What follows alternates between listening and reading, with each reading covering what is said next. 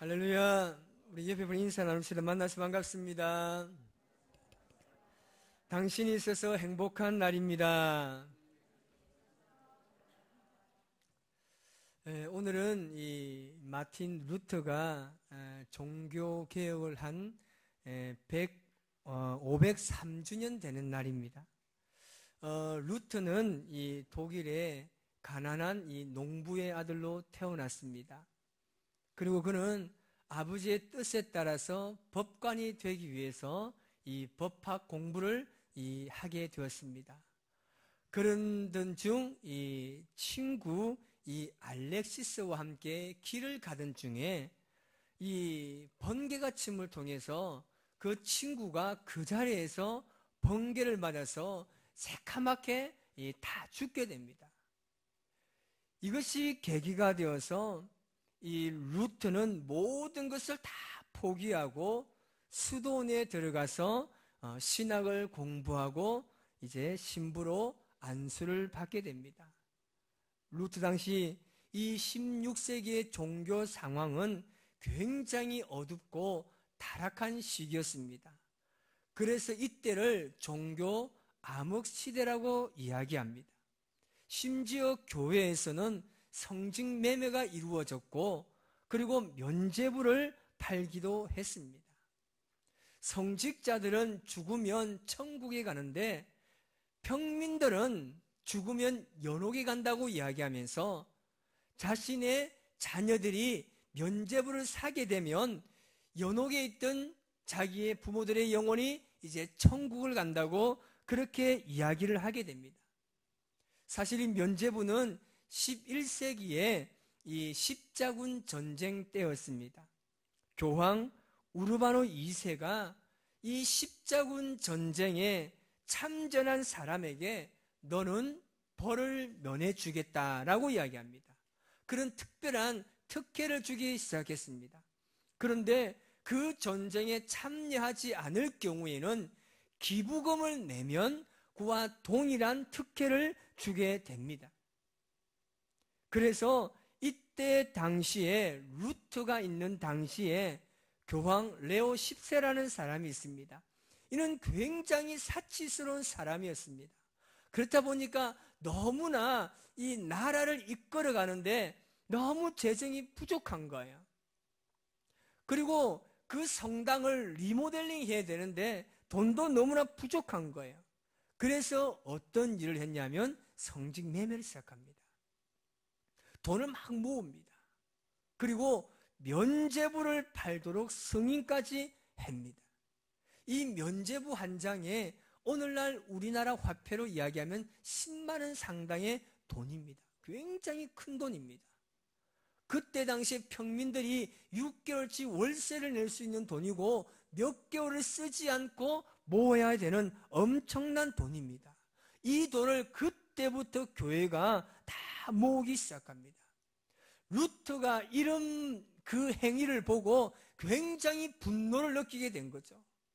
그래서 루터가 1517년 10월 30일 날 종교개혁을 시작하는데 면죄부와 이 연옥에 대한 반박문 95개의 조항을 이 성전 문에다가 붙이게 됩니다. 그러면서 오직 믿음, 오직 은혜, 오직 성경이라는 모토로 종교개혁을 시작했던 겁니다. 여러분, 성경에서는 죄를 사할 수 있는 권세는 하나님뿐이라고 말씀하고 있습니다. 하나님께서는 값없이 우리에게 구원을 허락해 주셨습니다. 그래서 구원은 하나님의 은혜이요 오직 믿음으로 이룰 수 있는 하나님의 선물인 줄 믿습니다. 구원은 절대 돈으로 살 수 없습니다. 오늘날 우리는 전혀 경험해보지 못한 코로나19를 통해서 신앙의 큰 위기를 맞이했습니다. 이제 교회에서 모여서 예배 드리지 않는 것이 당연시 되어 가고 있습니다. 여러분, 이것이 위기입니다. 하나님께서는 너희가 성전에 모이기를 힘쓰라고 말했는데 오늘날 코로나를 통해서 성전에 모이지 않고 온라인 예배를 드려도 된다라는 이 위기 앞에 교회가 놓여 있습니다. 오늘날 이런 위기 앞에서 우리가 걸어가야 할 방향이 어디일까요? 식어버린 신앙의 열정과 헌신을 어떻게, 어디에서 과연 회복할 수 있을까요? 저는 예수님이야말로 진정한 종교개혁자라고 생각합니다. 당시 유대인들과 대제사장들, 서기관과 바리새인들, 그들의 잘못된 신앙의 사상들을 완전히 뒤엎으신 분이 바로 예수님이십니다. 손 마른 사람들을 고치는 것은 안식일에 위배되는 행동입니다. 그때 그들이 예수님께 찾아서 왜 이런 일을 하냐고 이야기합니다. 예수님께서 뭐라고 말씀하십니까? 만약에 너희가 어린 양이 구덩이에 빠져 있다, 그러면 구덩이 빠진 양을 보고 오늘 하루 기다렸다가 내일 건져줄 사람이 과연 어디 있냐고 이야기하면서 손 마른 자를 고쳐주십니다. 모두가 죄인이라고 취급하고 돌아보지 않던 그 삭개오 집에 찾아가서 그와 나누고 그와 먹으면서 예수님께서는 그에게 구원의 은혜를 베풀어 주셨습니다. 사회로부터 소외당하고 거들떠보지도 않는 그 사람들, 상대도 하지 않으려는 그 사람들, 그들을 향해서 예수님께서 직접 찾아가셔서 그들과 함께 먹고 마시면서 그들과 함께 나누고 교제하면서 진정한 복음의 의미를 가르쳐 주셨습니다. 오늘 본문을 통해서 우리 교회와 우리 성도들의 신앙에 새로운 변화가 일어나기를 주님의 이름으로 축복합니다. 성경 말씀을 보면 그 말씀에 대해서 대부분 보면 두 가지의 반응의 부류가 있습니다. 그 첫 번째는 뭐냐면 말씀을 듣고 말씀을 입력은 하는데 말씀을 출력하지 못하는 사람이 있습니다. 하나님 말씀 잘 듣습니다. 동의도 표시합니다. 그런데 순종하지 않아요. 말씀을 분명히 잘 들어요. 그런데 듣는 것으로 끝난다는 거죠. 그 말씀을 실행시키지 못합니다. 아무리 좋은 말씀을 들어도 그 말씀을 출력시킬 수 있는 능력이 부족합니다. 여러분, 오늘날 우리의 모습이 아닌가요?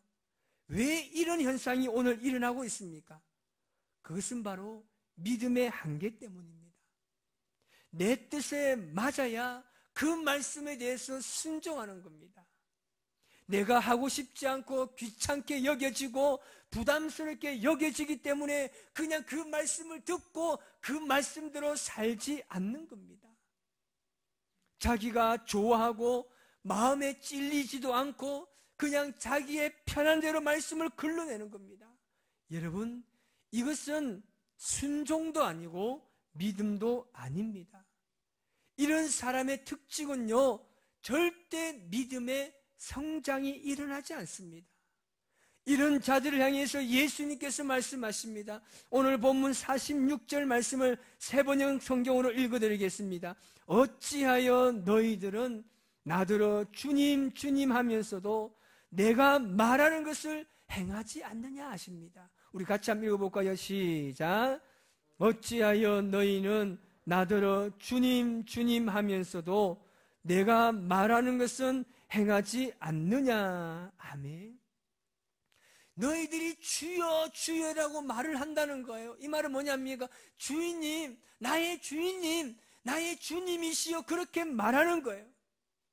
그러면서 왜 너희들은 나를 불러놓고 내가 말하는 것은 왜 그렇게 듣지 않느냐고 말씀합니다.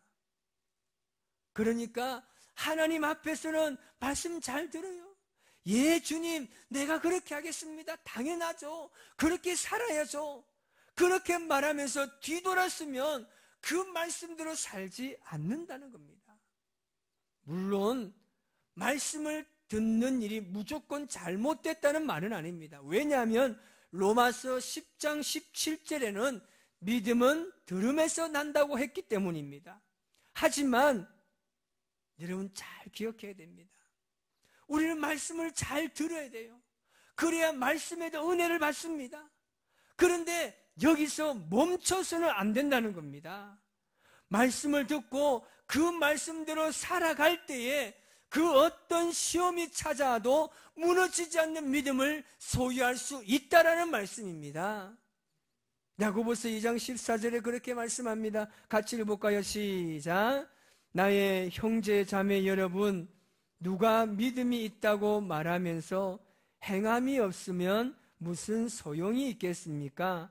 그런 믿음이 그를 구원할 수 있겠습니까? 아멘. 17절 말씀 이렇게 말합니다. 시작. 이와 같이 믿음에 행함이 따르지 않으면 그 자체만으로는 죽은 것입니다. 아멘. 이런 사람을 오늘 본문에서 뭐라고 말씀합니까? 그냥 주추를 세우지 않고 흙에 그냥 집을 지은 사람과 같다고 표현합니다. 하나님의 말씀을 듣고 행하지 않는 사람은요, 말씀이 그냥 그 머릿속에만 간직하는 사람입니다. 여러분 보십시오. 운전을 하는 사람 보십시오. 운전을 하는 방법만 알면 되나요? 안 됩니다. 운전하는 방법만 알고 도로 나가면요, 사고 나요. 운전을 해봐야 실력이 느는 거예요. 해봐야 합니다. 운전을 해보고, 그리고 이리 가보고 저리 가보고, 때로는 길도 잃어버리고, 그렇게 해봐야 운전을 잘하는 거예요. 말씀도 마찬가지입니다. 말씀대로 살아봐야 하나님의 살아계심을 경험할 수 있습니다. 그래서 듣고 끝나는 것이 아니라 반드시 이 행함도 같이 따라가야 한다는 사실입니다. 여러분, 말씀을 듣고 그 말씀대로 살아가시기 바랍니다.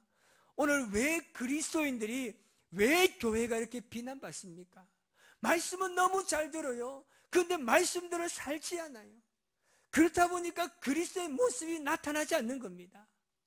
우리 모두가 말씀을 잘 듣고 행하시기를 주님의 이름으로 축복합니다. 두 번째는요, 말씀을 듣고 그 말씀을 입력도 잘합니다. 그리고 출력도 잘하는 사람이 있습니다.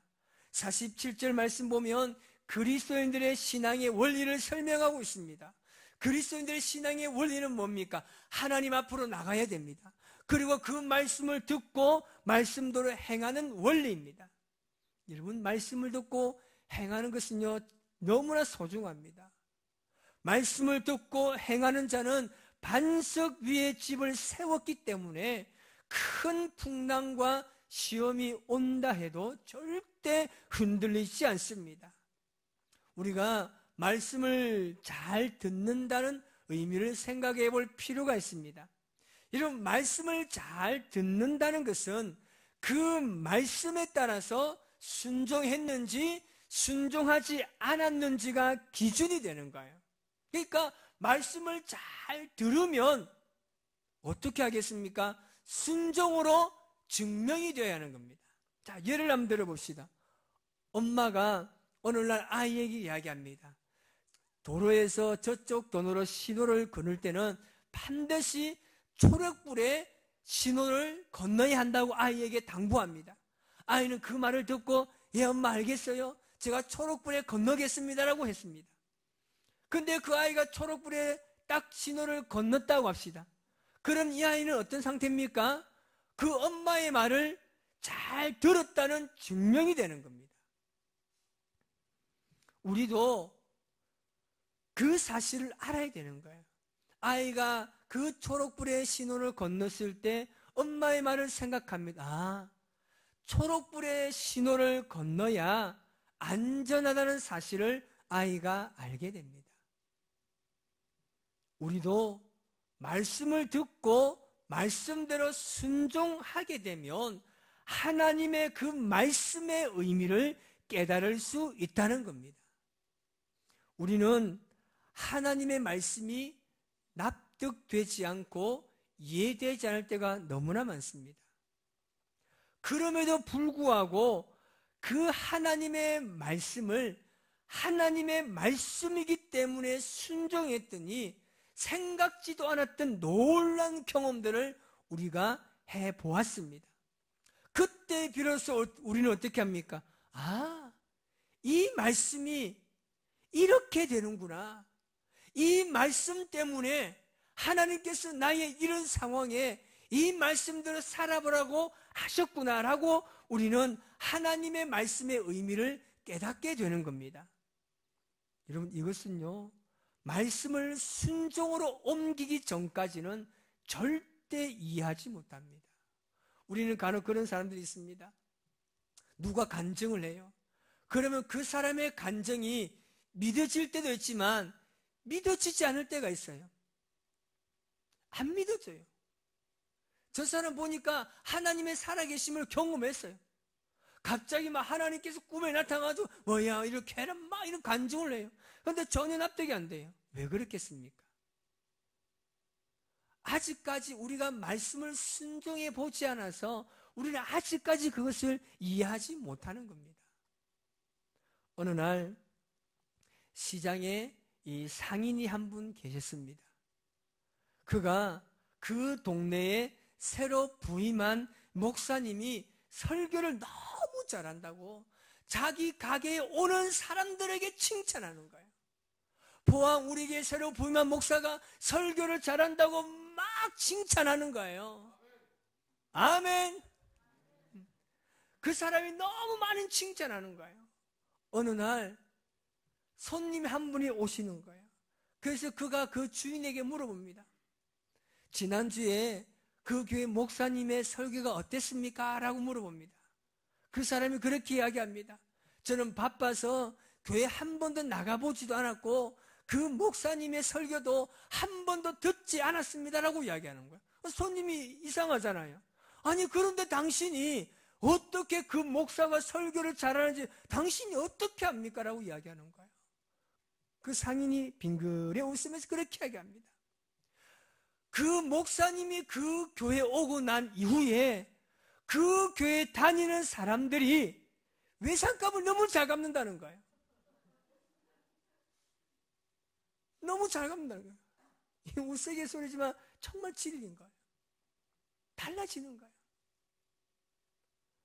말씀을 듣고 말씀대로 살다 보니까 세상이 달라지고 우리의 삶이 달라지고 세상 사람들이 우리를 바라보는 관점이 달라지는 겁니다. 여러분, 사람의 건강 상태는 얼마나 많이 먹고 좋은 음식을 먹었느냐가 아닙니다. 얼마나 잘 소화해내느냐에 있습니다. 사람이 지혜가 있다는 것은요, 그 사람이 어떤 좋은 책을 많이 읽었냐가 아니고 그 사람이 얼마나 많이 기억하느냐에 있습니다. 참된 그리스도인은요, 얼마나 하나님의 말씀을 아느냐가 아닙니다. 얼마나 말씀대로 실천하느냐에 있습니다. 여러분, 창세기부터 요한계시록까지 성경을 내가 10번 읽었고 100독했고 나는 맨날 새벽기도 나오고 나는 맨날 기도하는 삶을 살고 막 그렇게 많이 한다는 사람과 그렇게 성경도 잘 모르지만 말씀대로 살아가는 사람, 여러분, 어떤 사람이 하나님께 칭찬받겠습니까? 아무리 똑똑하잖아요. 글자도 몰라요. 그런데 하나님께서는 그 사람을 칭찬하는 거예요. 남들이 볼 때 무식하고 가난하고 저 사람에게 배울 것이 없다고 할지라도 그 사람이 말씀대로 살아가면 우리는 그 사람에게 배워야 하는 겁니다. 아무리 똑똑한 건 필요 없어요. 예수님께서 이 땅에 오신 목적을 마태복음 20장 28절에 잘 기록하고 있습니다. 우리 같이 한번 읽어보겠습니다. 인자가 온 것은 섬김을 받으려 함이 아니요 도리어 섬기려 하고 자기 목숨을 많은 사람의 대속물로 주려 함이라. 아멘. 유대인들은 섬김 받는 자리를 너무나 좋아합니다. 그런 그들이 왜 예수님을 인정하지 못했을까요? 그들이 예수님을 인정하지 못한 이유는 뭐냐면 지금과는 다른 신앙의 방향을 원했기 때문입니다. 여러분, 10년, 20년, 30년, 50년 신앙의 연수만 자랑하는 것은 공동체를 무기력하게 만드는 겁니다. 이제는 새롭게 일어나야 합니다. 여러분, 이제 우리 안에 있는 거품을 빼내야 할 때입니다. 거품을 빼지 않으면 절대 자신의 모습이 보이지 않기 때문입니다. 여러분, 자신의 모습이 보이지 않으면 자신이 무엇을 해야 할지 알지 못합니다. 여러분, 신앙의 거품을 빼야 합니다. 나는 그렇게 오랫동안 교회 다녔으니까, 나는 나름대로 열심히 잘 믿으니까, 여러분, 이제 우리 안에 있는 이 신앙의 거품을 빼고 처음으로 돌아가야 합니다. 그런 말이 있습니다. 우리의 삶의 가장 긴 여행은 머리에서 가슴까지라는 말이 있습니다. 머리로 생각하고 그것을 행동에까지 옮기는 그 시간의 거리가 이 세상에서 가장 길다고 이야기합니다. 그만큼 뭔가 실천하고 순종하는 것은 어렵다는 겁니다.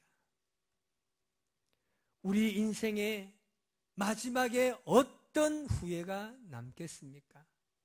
여러분 인생의 마지막에 과연 어떤 후회를 하시겠습니까?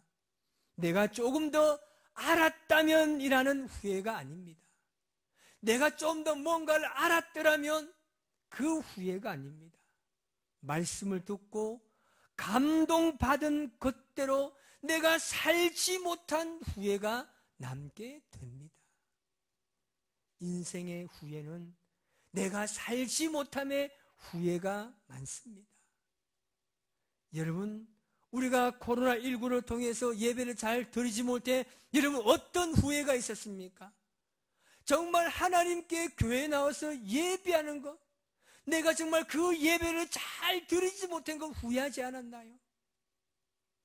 건강이 좋지 못한 분들, 내가 건강할 때 정말 그렇게 살지 못해서 후회하지 않습니까? 우리 인생의 마지막의 후회는 이런 후회들입니다. 여러분, 좋은 설교를 많이 듣는 것이 중요한 것이 아닙니다. 말씀을 듣고 끝나면 아무런 일도 일어나지 않습니다. 저는 그래서 우리 교인들에게 부탁합니다. 웬만하면 여러분 유튜브나 설교요, 좀 명강사들, 분강사들 너무 설교 찾아다니지 마십시오. 그 말씀 들으면요 오히려 영적인 비만이 걸리고 오히려 비교 대상이 됩니다. 차라리 말씀을 들었다라면, 정말 그 말씀을 들었다라면 말씀대로 실천하는 여러분 되시기 바랍니다. 말씀을 듣고 행할 때에 우리의 삶에 복이 될 줄 믿습니다.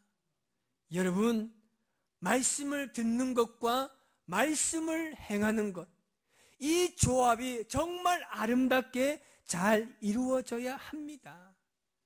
이제 여러분, 우리가 말씀을 들었습니다. 말씀을 듣고 이제 우리가 세상으로 나아가 그 말씀대로 실천하는 삶을 살아갈 때 놀라운 하나님의 역사가 일어날 줄 믿습니다. 처음으로 돌아갑시다. 우리가 하나님을 만났던 그 감동의 은혜를 주셨던 그때로 다시 돌아갑시다. 다 내려놓으십시오. 내가 얼마나 잘났냐가 아닙니다.